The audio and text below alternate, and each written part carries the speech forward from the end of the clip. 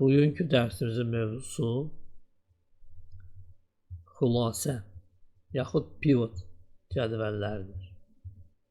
Rus dilində buna deyirlər svodная tabliца. İngilis variantında isə pivot cədvəlləri. Azərbaycan dilində xülasə demək olar, amma əksər hallarda Azərbaycan dilində də pivot sözü istifadə olunur. Elə gəliriz, elə də istifadə edilir. Və bizdə belə bir cədvəl var. 33 dənə sətirdən ibarət bir massivdir. Tutalım ki, dükan kompüter avdanlıqları satır. Kompüter, notebook, planşet, printer, skanner, ksiret. Bu şirkətlərin adıdır. Yəni Lenovo, HP, Dell, Apple, Canon, Toshiba və s. Bu bizim satıcılardır. Deyək ki, 5 dənə satıcı var və bu şirkətlərin mallarını satırlar. Və burada görürsünüz, ay məbləği var. Yəni ay ərzində nə qədər mal satıblar və hansı məbləği. Və bizə lazımdır ki, konkret bir satıcı üzrə bilək ki, ay ərzində hansı məbləğdə mal satıb və neçə mal satıb və hansı şirkətin mallarını satıb. Bunu necə yaratmaq olar? Birinci, bu adi cədvəli çeviririk ağıllı cədvələ. Bunu keçən dərslərdə eləmişdik. Kursoru yerləşdirirsiniz cədvəlin içinə və Главное Home tabından formatировать как таблицу. Yəni, cədvəl kimi formatlaşdır. Kursor burada yerləşdirməsə, tutalım ki, burada olsa, əlavə bir əməliyyat aparacağız. Baxız, basırıq. Belə seçirik və görürsünüz, qırıq xətlər burada görürsünüz. Təzədən buranı qaraltmalısınız. Bunu eləməmək üçün optimal variant, kursoru burada yerləşdirirsiniz. Bu əmri seçirsiniz. İstənilən bir stili buradan seçirsiniz. Sistem özü başa düşür. Hansı sahəni seçmək lazımdır burada yazır və OK düyməsini basırsınız. Əgər stil xoşunuza gəlmirsə, buradan hansı stil istəyirsiniz, bunu seçə bilərsiniz. Belə, belə, yaxud belə, yaxud belə, yaxud belə. Oldu mu? Bu belə.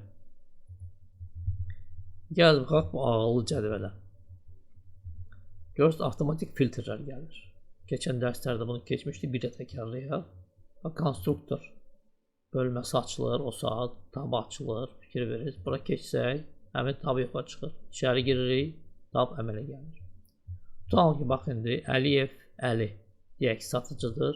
Bilmək istəyik, ay ərzində bu satıcı nə edib? Filtr qoyuruq və Əliyev Əlini saxlayırıq. Və baxırıq, görürük ki, ay ərzində burada filtr məsələn əlifba sırası ilə də düzmək olar. Deyək ki, belə. Və görürük ki, ay ərzində 10 dənə kompüter satıb Lenovo. 7 dənə ksiret satıb Canon şirkətinin. 24 dənə notebook satıb. 10 dənə, 20 dənə Toshiba, 4 dənə Lenovo. Planşet satıb 20 dənə. 15 dənə printer satıb. 8 Canon, 3 Samsung, 4 Epson. Əgər cəmlərini bilmək istəyirsinizsə, onda keçirik bura, straka itoqov. Bir dənə quş qoyuruq. Bura fikir verməyiz. Nə bunu yığışdırım, niyyət edin, yox. Və burada cəmi qoyuruq. Summa, yəni cəmi olsun. Və bura qoyuruq cəmi. Summa. Gəlirik, baxaq. Bu cəmlə, bu cəm düz gəlmir, yoxsa görürsünüz, eyni rəqəmlərdir. Və burada seçdik. Və burada görürsünüz, 77, 77. Tutalım ki, başqa satıcı sizə lazımdırsa, filtr edirik, götürürük buradan quşu, qoyuruq məsələn qəmərlinin qabağını. OK. Artıq qəmərli haqqında məlumat gəlir, yəni ki, onun satışı nə qədər.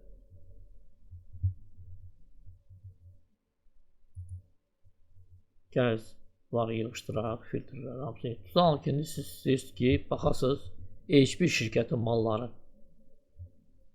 necə satılıb? Keçirsiniz bura, yığışdırırsınız. HP. Okey. Və HP malları gəlir. Yəni 87 minlik mal satılıb.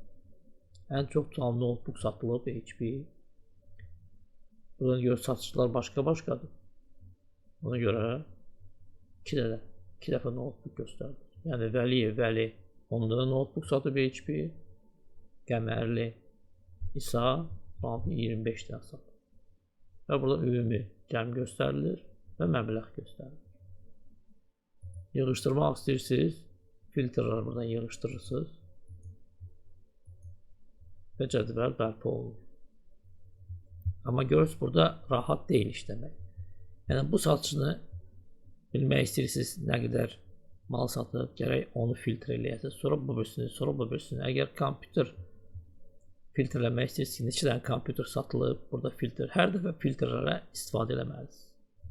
Bunu eləməmək üçün və əgər baza çox böyükdürsə, mən cəmi 33 dənə mal göstərdim, 33 dənə sətirdir mənim bazam. Ola bilsin bazada, yəni massivdə 1000 sətr ola bilər, 2000, 3000, 5000 böyük bir cədvəllərdir. Orada filtr eləmək biraz çətindir və bunun üçün pivot cədvəllərindən istifadə olunur. Gəl baxaq, pivot cədvəllərini necə yaratmaq olur. Birinci variant, əgər buradadırsa, konstruktor tabındadırsa, burada swodная tablitsa əmrini seçirsiniz.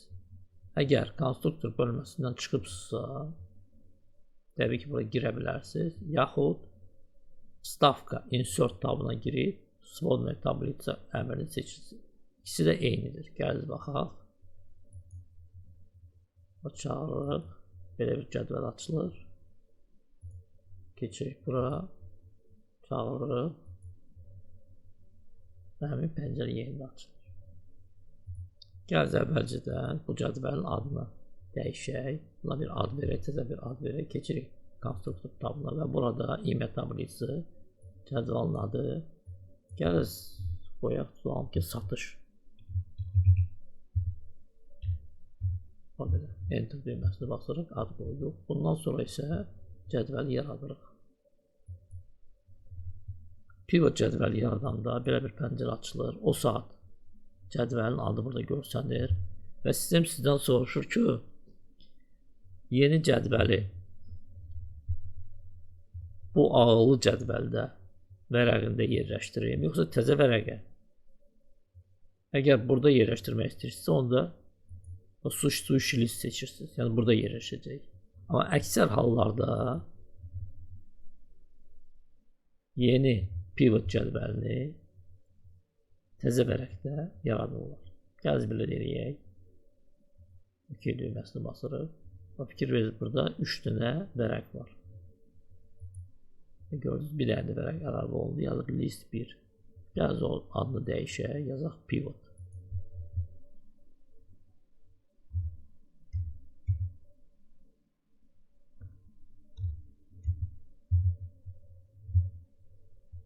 Gəl bu cədvəldə, bu vərəqədə dartım sola, mənim üçün belə rahatdır. İndi keçək pivot cədvəlinə. Belə bir pəncərə açılır sağ tərəfdə və sol tərəfdə. Və fikir verirsiniz, burada bizdə 5 dənə sütun vardı. Sütunların adı idi, malın adı, kateqoriya, ay, məbləğ, satıcı. Həmin adlar burada görsənir.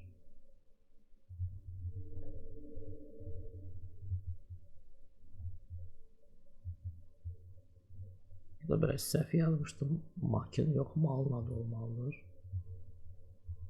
Gəl burada dəyişək.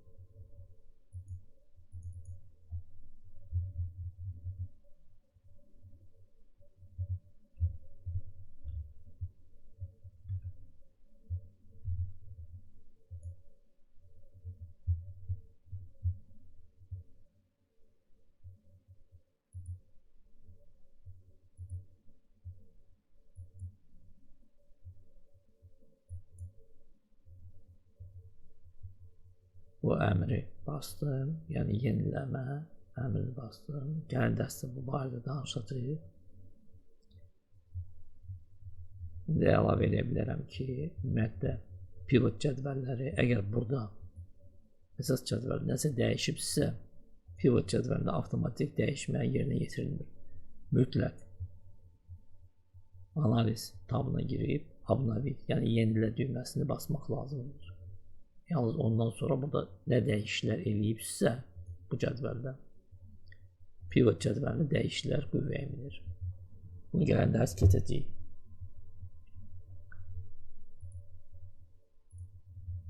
İndi bax bu cədvələ baxaq. Yəni burada heç nə eləmirsiniz. Burada nə dəyişikliklər eləyəcəksə burada görsənəcək. Bax tutalım ki, bizdə burada 4 dənə pəncərə var. Burada stolpçu strok, yəni sətirlər və sütunlar. Bu filtrlərdir.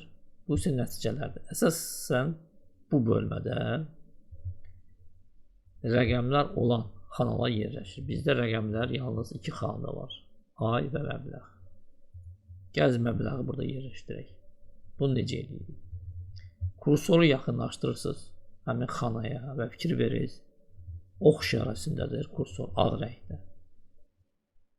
Qara rəngdə xaç işarəsini çevirən kimi sol düyməni basırsınız və buraxmadan dartırsınız.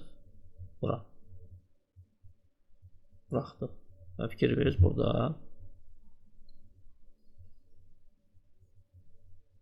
xana əmələ gəlir və rəqəmlər əmələ gəlir. Tutalım ki, indi və satıcını bura gətiririk. Və gətirdik bura. O satışa göstərir ki, Əliyev Əlin ay ərzində bu qədər satışı var. Gəl baxaq istənilən bir satıcıya, görək düzüm eləyir sistem yoxsa yox. Tutalım ki, Qəmərli 58471 ay ərzində satışı olub. Seçirik buradan. Həmin satıcını 58471. 58471. Gəl buradan filtri yığışdırım. İstəyirsiniz burada yerləşdirir satıcını, yəni sətirdə. Onda belə olacaq. Məlumat görsənəcək. Əgər xoşunuza gəlmirsə, satıcını belə də eləyə bilərsiniz. Bu tərəfdə, sütunda. Onda belə olacaq, məlumat görsənəcək. Sonra bura gətirə bilərik malın adını. Bunu görürsünüz. Burada yerləşir. Və kateqoriyanı da gətirə bilərik. Həm kateqoriya görsənir, həm malın adı. Əgər buradan yığışdırmaq istəyirsinizsə, buradan məsəl üçün deyək ki, malın adını yığışdırmaq istəyirsiniz. Buradan quşu yığışdırırsınız və malın adı yox olurdu. Birinci variant, bir də gətirək bura. İkinci variant, əgər bunu yığışdırmaq istəmirsinizsə, tutursunuz malın adından, dartırsınız sol tərəfə və kursor belə işarə alan kimi görürsünüz, qara rəngdə xaç işarəsidir belə. Belə yox, fikir verirsiniz. Belə yox, belə işarə olan ki, buradan bıraxırsınız. Görürsünüz, getdi. Gətirmək istəyirsiniz, gəldi, gətirirsiniz. Yəni, belə də eləmək olar, belə də eləmək olar. İndi burada baxırıq. Əliyev Əli.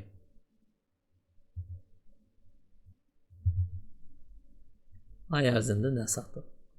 Tutalım ki, kompüter. 11205 manatlıq mal satıb. Lenovo. Gəl baxaq, elə də elə deyil.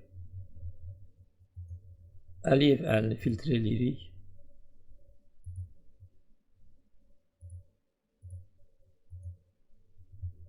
Və burada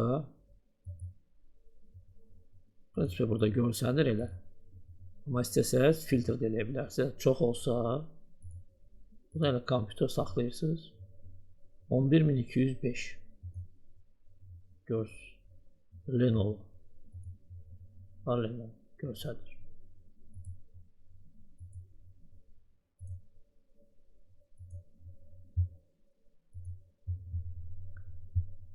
İndi üstünlükləri nədir bu cədvəlin? Yəni pivot cədvəli görürsüz. Burada artıq Əlizadəyə baxa bilərsiniz, Həsənliyə baxa bilərsiniz, Qəmərliyə baxa bilərsiniz, Vəliyevə baxa bilərsiniz və ümumi nəticəyə baxa bilərsiniz.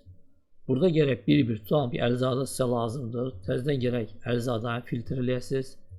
Sonra tutalım Qəmərlini filtr eləyəsiniz. Sonra Həsənlini filtr eləyəsiniz və bir-bir baxasınız. Burada isə artıq bütün cədvəl burada görsənir.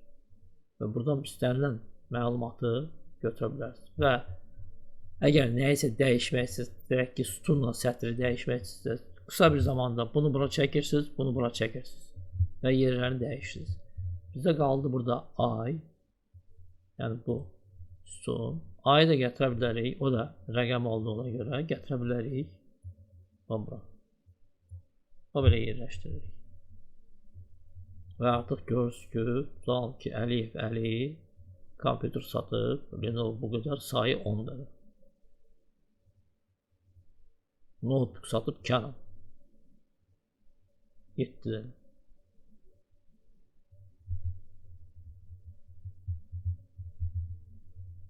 İndi baxaq görək bu rəqəmləri, bu ədədləri necə dəyişmək olar. Biraz minlikləri, yüzlükləri bir-birindən ayıraq. Belə oxumaq biraz çətindir. Keçirsiniz bura. Bu cədvəl burada yerləşir. Bu üç bucağı basırsınız. Burada çıxır parametr poley значений. Yəni xanaların parametrləri. Keçirsiniz bura. Və burada keçirsiniz çislovoy formata, rəqəm formatına.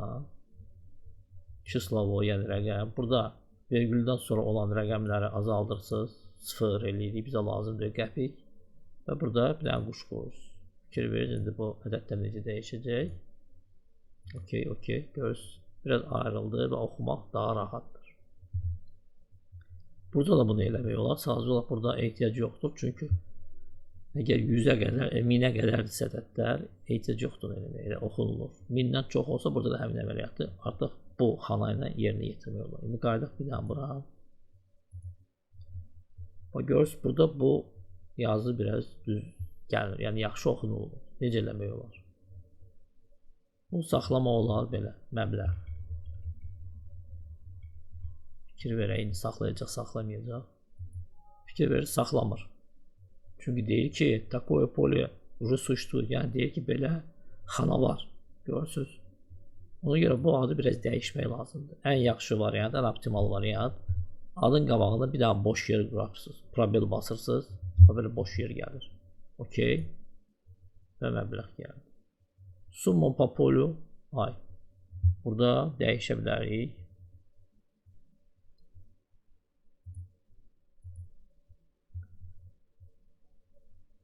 Adı necə dəyişmək olar?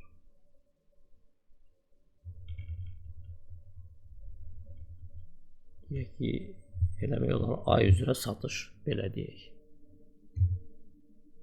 Ay üzrə satış. Okey. Və belə dəyişir. Və bir-bir burada lazım olan məlumatları dəyişə bilərsiniz.